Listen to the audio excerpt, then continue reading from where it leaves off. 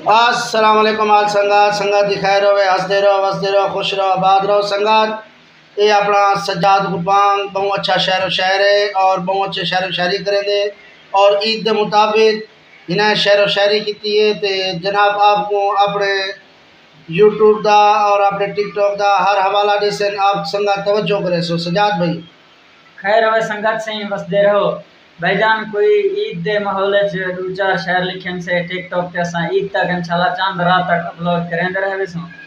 TikTok पे टिक बिरा हफ्ता वंडी पियो सारे बिरावन दोस्तों की मेहरबानी से खूब सपोर्ट की पियो।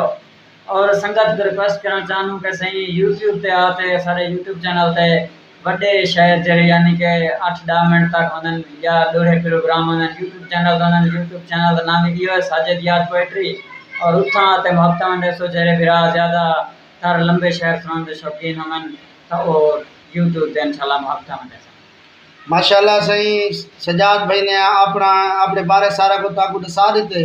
आज संगत को रिक्वेस्ट है टिकटॉक ते वही यूट्यूब ते वही सज्जाद भाई को फुल बटा फुल सपोर्ट करे सो और अपनी दुआएं याद रखे सो। ओके अल्लाह हाफिज़।